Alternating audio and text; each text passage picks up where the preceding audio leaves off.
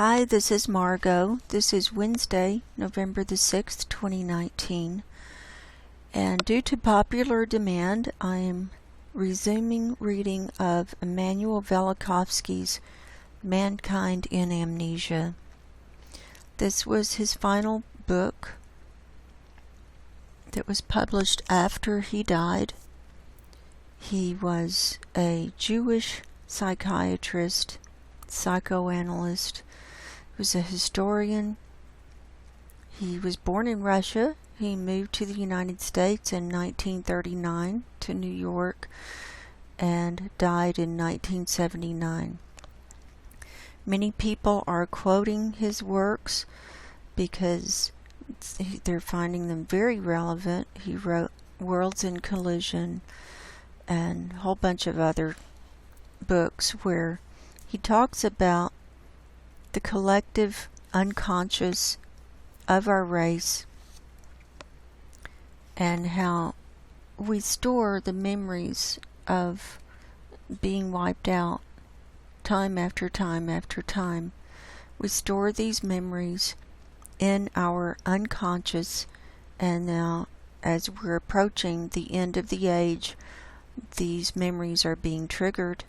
And we can see the effects of these memories being triggered worldwide by the hysteria that's going on.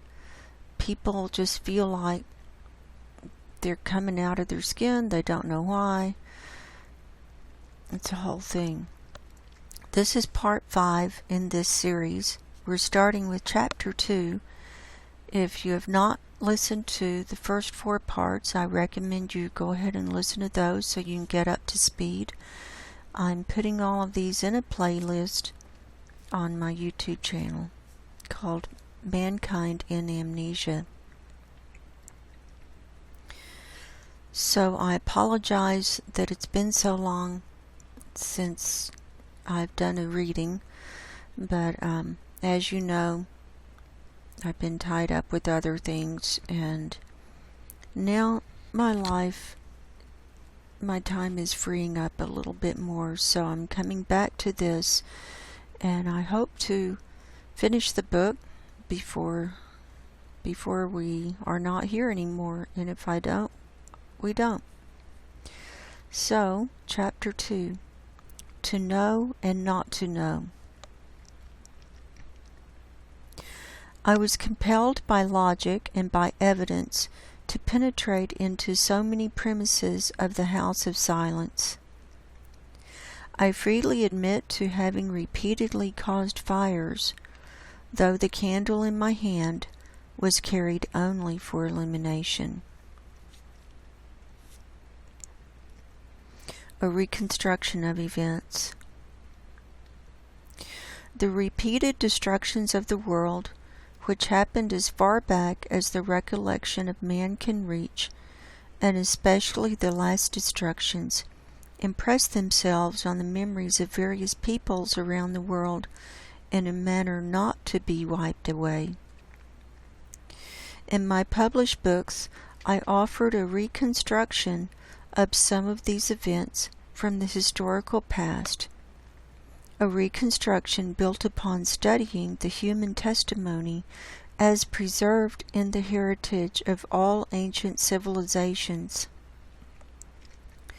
all of them in texts bequeathed from the time man learned to write, tell in various forms the narrative that the trained eye of a psychoanalyst could not but recognize as so many variants of the same thing in hymns, in prayers, in historical texts, in philosophical discourses, in records of astronomical observations, but also in legend and religious myth. The ancients desperately tried to convey to their descendants, ourselves included, the record of events that left a strong imprint on the witnesses. I told the story in a brutal manner, in the sense that there was little consideration for the complete unawareness of the readers, living with nearly absolute repression of the most significant of all racial memories, and almost complete oblivion of the tribulations that agitated their forebears. In my analytical practice, I would never have perplexed a patient with sudden revelation of the hidden motifs underlying an affliction, without a preceding lengthy preparation in which I would carefully guide the patient to his or her own insight. Only after such preliminary work had been done could a startling revelation be risked, and even then, in some cases, the effect might be almost shattering. But by that time, the avenues of retreat into ignorance would have already been blocked. By that time also, the patient would have understood the good intentions of the analyst, and a link of transference would have been forged. But in offering an amnesis, or the story of the development of the repression, to a collective suffering from amnesia, I have not followed the same procedure, and I could not. Should I have told first a curtailed story of great upheavals of the past, a watered-down version, or administered it in small doses, a teaspoon after breakfast? Should I have presented the story as only possibly, but not necessarily true? Should I have offered it as science fiction? Should I have printed it seriatim, or dismembered it among obscure magazines? I did as I did, realizing that a strong reaction would be generated in everyone who would come into contact with the disclosure, whether directly or through hearsay.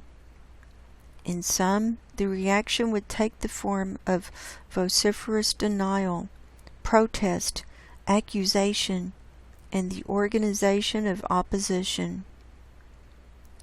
In others, overwhelmed by revelation,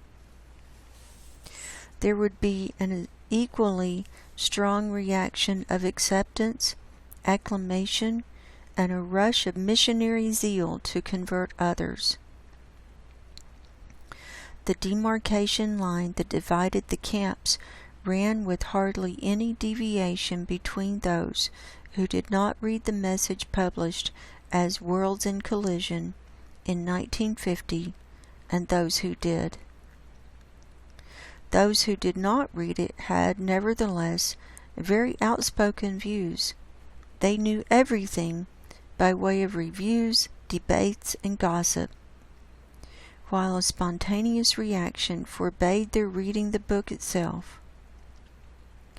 The story told in that book is no mere hypothesis and no idle theory. It is a reconstruction of events that took place in the historical past, 34 and 27 centuries ago, or, in the main, close to 100 generations ago. Each page of the text bears references to sources, and therefore the evidence presented is subject to control. The narrative is horrifying and doubly so. On the one hand is the anguished, blood-curdling spectacle of our forebears suffering the paroxysms of nature. On the other hand is the horrifying realization that we were brought up in a deception, in a view of the past which is but a guile that dulled our inquiry, put our vibrant curiosity to sleep, taught us, together with our statesmen, philosophers, and scientists, a lesson of apathy as to our true destinies, and at the same time imbued us with the self-assurance that nothing earth-shaking can happen to us. But our planet was involved in traffic accidents. the length of the year, of the month, and of the day have not remained unchanged since the beginning. They changed repeatedly in historical times, when man was already perfectly literate and could leave records of the changes in writing. They are in various scripts, notably in the cuneiform. The data in cuneiform can be compared with the data in hieroglyphics, and both together can be compared with ancient calendars around the world, and with the sundials, and with clocks of bygone days, now defunct, not because of faulty construction, but because of changes in what they were designed to measure.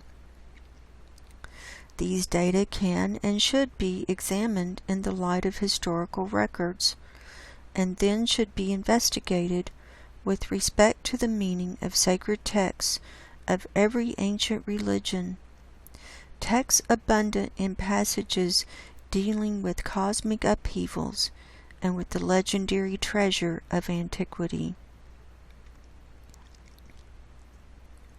The literary record puts a clear picture before our eyes. Then we investigate the fields of natural history. If events of such a magnitude have taken place, there must be unequivocal evidence on land and at the bottom of the sea. A perusal of my Earth in Upheaval will convince even the most skeptical of readers that indeed no place on earth is free from this compelling evidence. In Arctic regions in the past, coal was formed and corals grew. Rhinoceroses, mammoths, and buffalo left their bones in enormous profusion deep in the polar circle. In Africa, in China, in Brazil, in Northern Europe, and elsewhere are animal conglomerates from tropical and polar regions.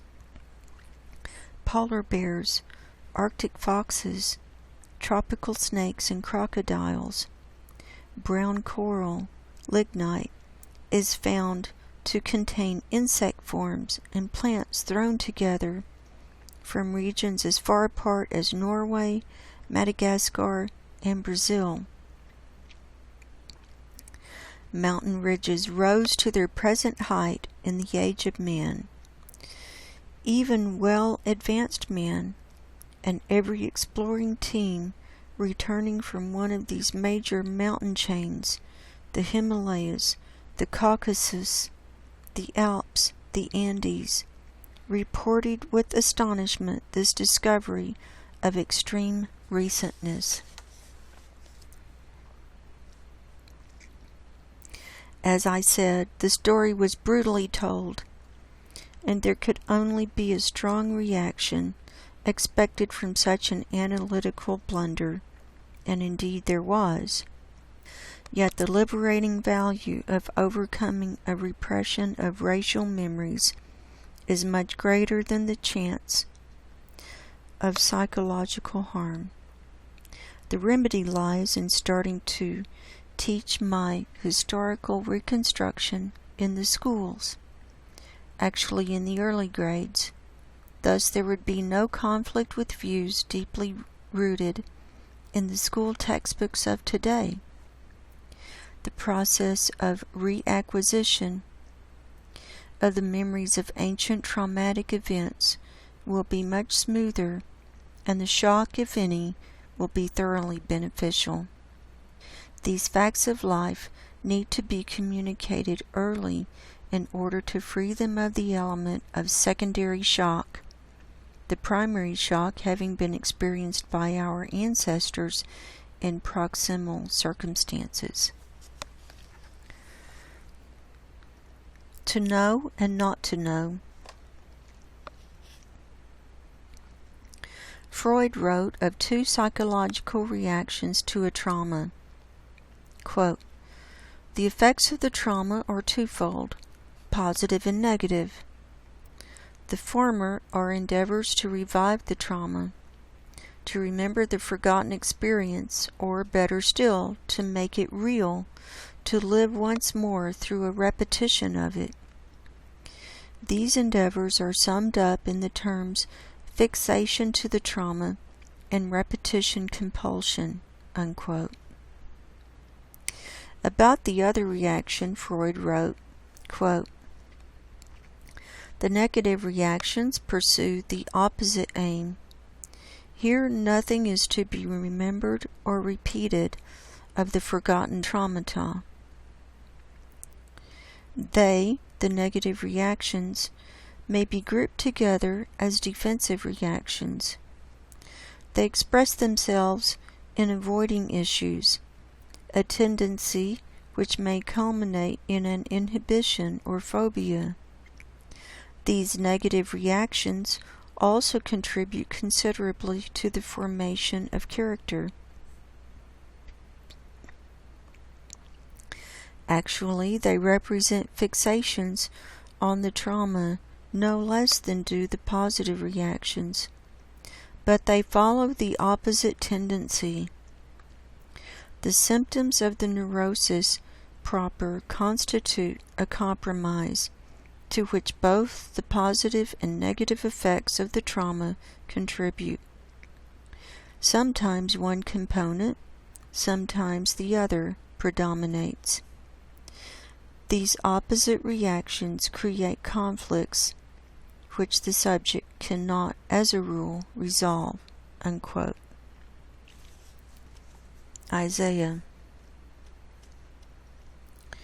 In literature from classical times and the early Christian centuries and also later, we may observe a process whereby the events that occurred in earlier ages fell into oblivion. First, there were those who knew, who witnessed the events and described what they saw. The prophet Isaiah began to deliver his message in -747 in the days of King Uzziah, in the very day of the devastation caused by nature. He continued his orations as he grew into a statesman, addressing himself to the nation and its conscience, to the individual and his soul. As a master of the written word, Isaiah has no equal in world literature. No translation even remotely does justice to Isaiah's Hebrew, in its conciseness, its forcefulness, its richness of word and structure. Isaiah lived in the time of the last series of catastrophes, and he could not have described them more clearly. Quote, this is from Isaiah 24, 1 and 6, and then Isaiah 24, 17 through 19. Behold, the Lord maketh the earth empty, and maketh it waste, and turneth it upside down. The inhabitants of the earth are burned, and few men are left. Fear and the pit and the snare are upon thee, O inhabitant of the earth. For the windows from on high are open, and the foundations of the earth do shake. The earth is utterly broken down, the earth is clean dissolved, the earth is moved exceedingly." Unquote. Isaiah describes it all, the changes in the sky, the upheavals on earth and sea, the quaking of mountains, the people fleeing, the migrations of entire nations.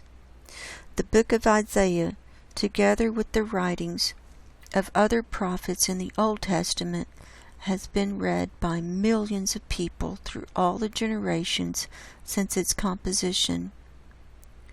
No other book has been read so widely and commented on so much. Nevertheless, The fact that catastrophes took place at the time of the Exodus and then again in the 8th century before the present era, and the beginning of the 7th in the time of the prophets Isaiah, Joel, Micah, Nahum, Hosea, Amos, and Habakkuk, all of whom speak insistently about these catastrophes, has gone as if unnoticed. The texts are read and looked upon as mere metaphors or allegories of political events. A great fear is manifested in these unwillingness to take notice of the true concern and anxiety of the prophets.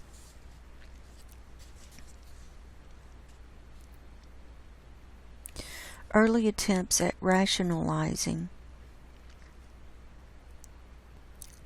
With Aristotle, minus 384 to minus 322, there came a codification of the oblivion assigned to the natural revolutions that occurred in the historical past. The negation of such events became a statute not only for philosophy, but for religion and science as well, and a dogma for political credo. But even before the codification, there was an early tendency toward the process of obliteration. One of the mechanisms of obliteration was what we shall call rationalization, or substituting for the unusual what appeared to be less unusual. 100 years before Aristotle wrote his codification, never or hardly ever challenged in science, Herodotus visited Egypt and wrote down what he heard from the Egyptian priests and from the guides to visitors from other countries. As I was able to deduce from a multitude of sources from many parts of the world, the last major catastrophe took place on the 23rd of March, minus 687 of the Julian calendar. This was the night the army of Sennacherib was destroyed by a blast according to the scriptures and the old Midrashim. But Herodotus heard from the Egyptians that when their king Sethos went with a weak army to Palestine to confront the Assyrians, and their king Sennacherib, a multitude of field mice invaded the Assyrian camp during the night and gnawed away the strings of their bows, so that the army, now disarmed, fled.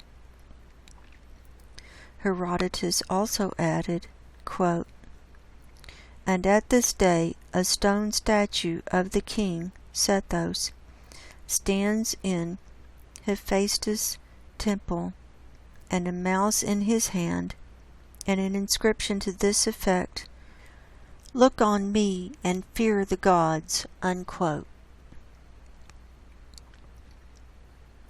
The event was actually caused by a close approach of the planet Mars, displaced from its earlier orbit by Venus, in the latter's process of joining the planetary family.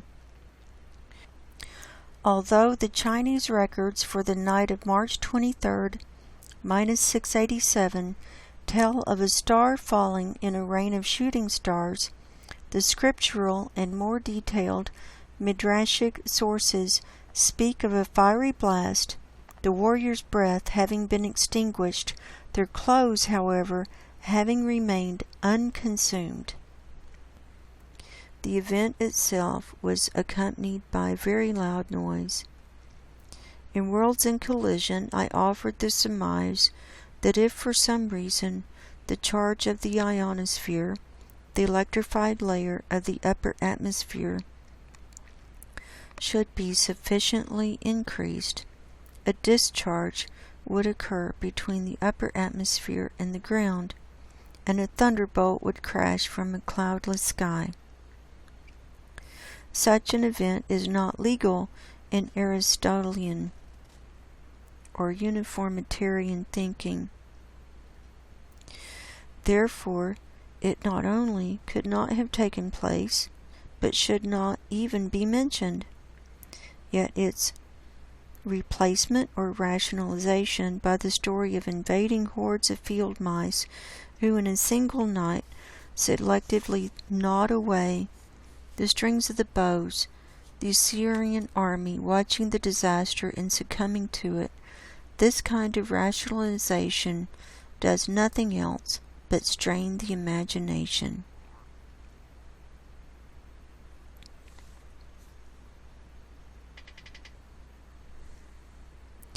The obvious irrationality of the rationalization compelled chroniclers to look for a more plausible explanation.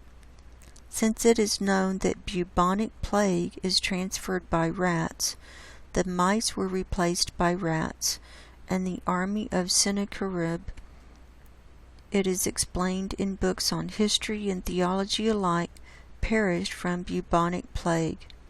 To support this view, it is pointed out that Apollo Smintheus, Apollo of the Mouse, sends and stays the plague in the Iliad, Book 1. Quote, "This is Herodotus's version of the Jewish story of the pestilence which destroyed the Assyrian army before Jerusalem," unquote, wrote a translator of Herodotus. But none of the ancient Hebrew sources, scriptures, and midrashim made any such claim, even though pestilence was rampant and was ascribed to the same disturbances in nature. The scriptural texts made the event appear as instantaneous, yet it would require far more than one night for a bubonic plague, or any other plague, to put to death an army of 185,000 men, the number given in the scriptures. Interdisciplinary synthesis, or an approach to a subject from more than one discipline, will help to demonstrate how a phenomenon directly related to planetary disaster can come to be paraded as miraculous, rather than involving a derangement of the imperturbable order in the solar system.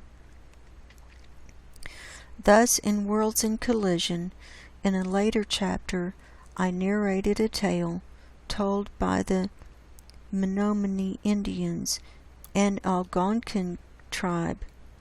Quote, "The little boy made a noose and stretched it across the path, and when the sun came to that point, the noose caught him around the neck and began to choke him until he almost lost his breath.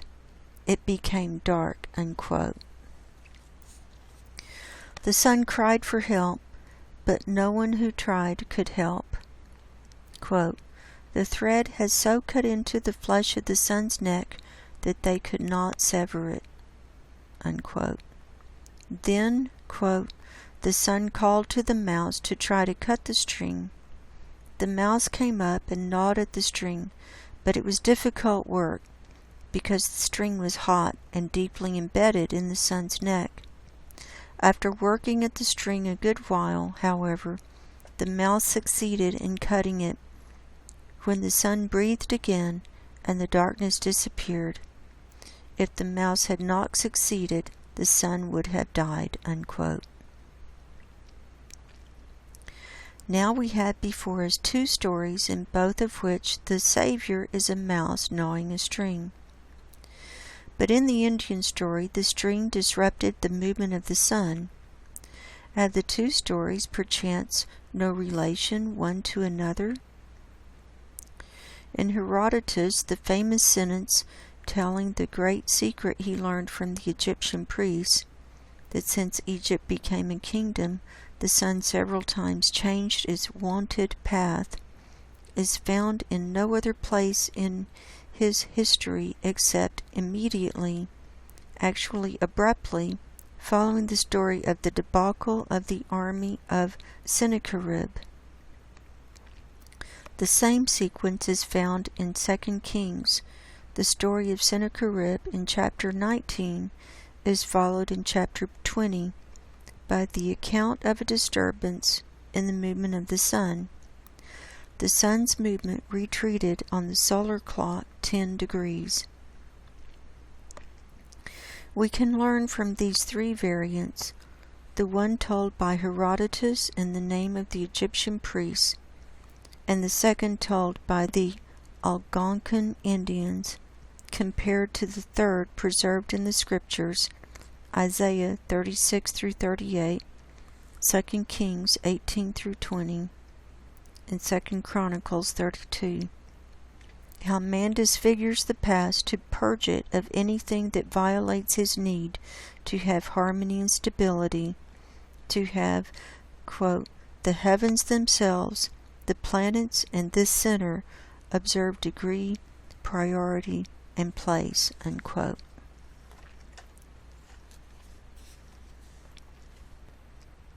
Herodotus, visiting Egypt in circa minus 450, less than 250 years after the event of March 23rd, minus 687, is unaware of accounts in his own country of disturbances in the motion of the sun, or he writes them off as fables not worthy of entry in his book of history.